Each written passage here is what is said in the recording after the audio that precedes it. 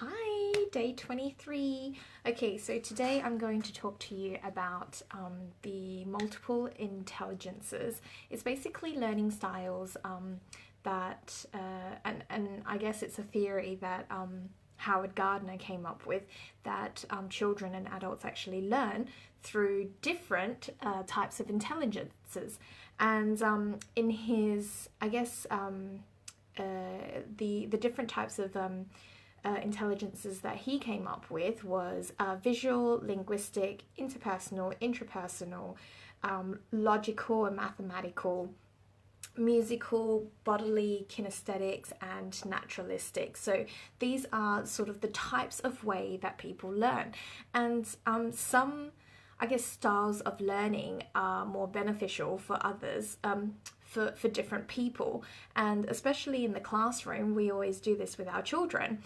We tend to use different types of styles of learning catered to different types of children. So I'm just going to quickly go through each one of them and just give you an example of how children learn through these sorts of examples. So for example, children with musical abilities, it's easier for them to learn through singing and rhythm and rap. So if there is a song, it's actually much more easier for children to learn that way through a song. For these types of children, if they are a kinesthetic learner. So for example, these children who are kinesthetic learners, they like to learn through movement and they like to learn through bodily sensations.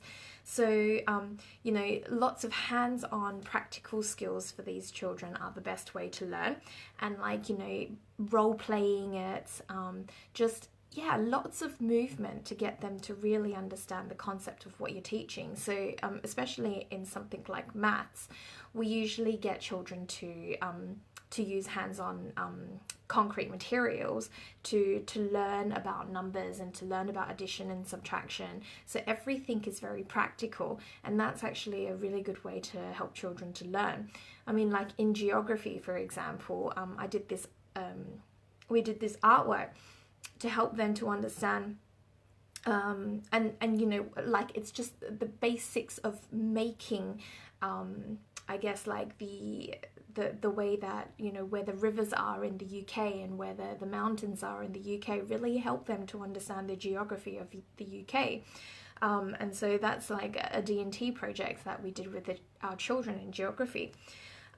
Visual learners, they understand spatial relationships and they like to create images in their heads to actually help them learn. So anything that's drawn helps them to learn. I'm a visual learner myself, so I have to really, draw pictures, draw diagrams, make sure that I'm using graphic organizers to actually organize myself. I mean, like what I've done behind me is it helps me because I'm a visual learner, so I have to like write it all out and make it colorful, make sure that I'm using different colored pens to sort of help me to, I guess, like organize my mind. So that's a visual learner. Naturalistic learners are those children who I guess learn within the environment. So they use their environment to help them understand. And so best things to do with them is to study in natural settings and breaking down things into categories so that they can understand. Linguistic learners are learners who I guess are very good with their literacy. So if they're really good with listening and taking in instructions, they're probably a linguistic learner. So, they're very good at writing and reading and listening and speaking, and those are the sort of, I guess, types of ways that we can use to teach them.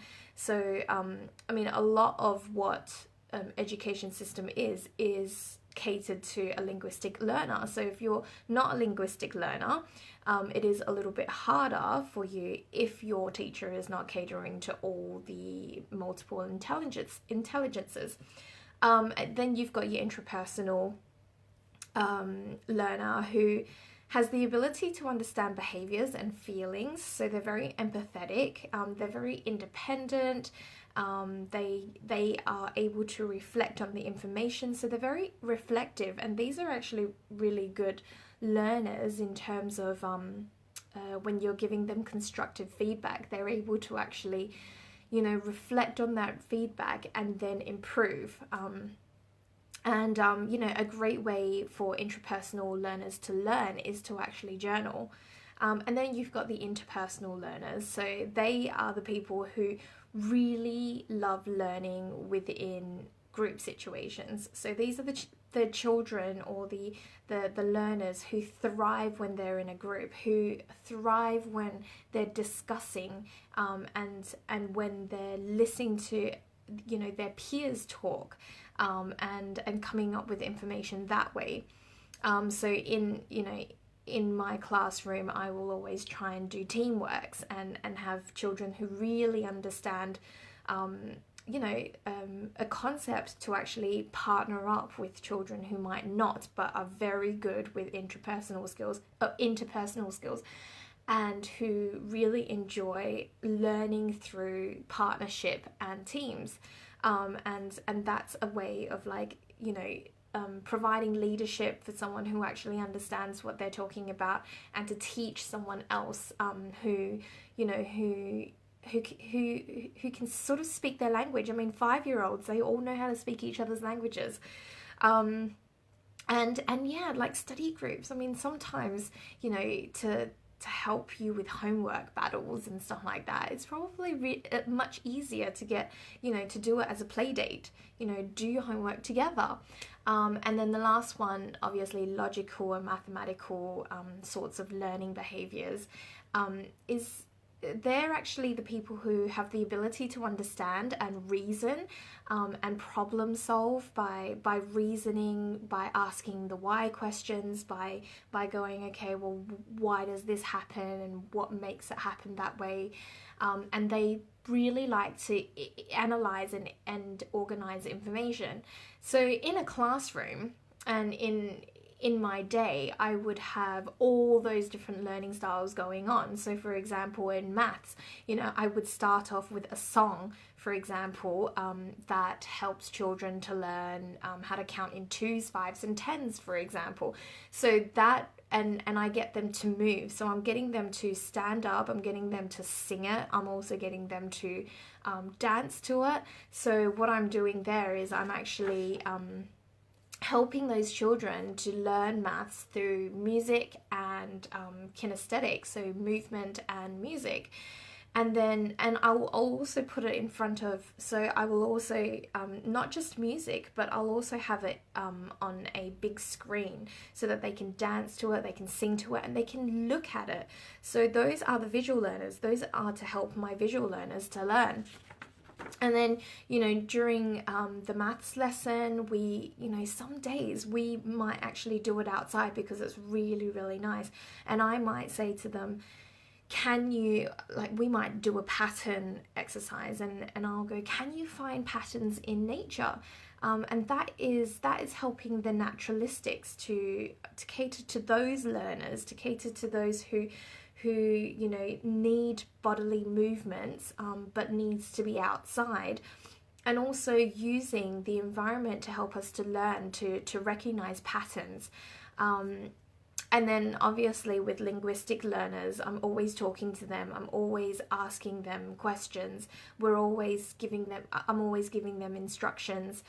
They're having to write it down, they're having to read instructions and problem solve it that way. A lot of the times, again, especially for other topic sort of subjects like science and geography and art, I might actually get them to work in groups, and those really help the children who thrive working in groups. And then coming back to maths, we'll always ask, we're not only asking them to solve a question, you know, a problem. I'm also asking them how they solved it, why they solved it that way. So they're having to reason with me, and that is what that's how I cater to the mathematical and logical thinkers. Yeah, so that is the multiple intelligences that Howard Gardner came up with. And it's really helped me to recognize and helped me to, I guess, cater to the strengths of the learning of each child. And you can recognize how your children learn in a really quick way. Just observe what they're doing, observe what they love doing. I mean, a lot of children, they love to use blocks, and they're manipulating blocks, and they're saying, look mom, I can do this, and this is what's happening with the blocks. And so when there is manipulation, you know that child is a kinesthetic learner, for example. You know, if a child, you know, loves, you know, to be so creative, to be imaginative, to use, you know, to express, you know, imagination through drawings and maybe a story, you know that child is a visual learner. And what else? You know, when they're singing, when they're, you know, when they're using rhythm to understand something, you know that then that child is a musical learner.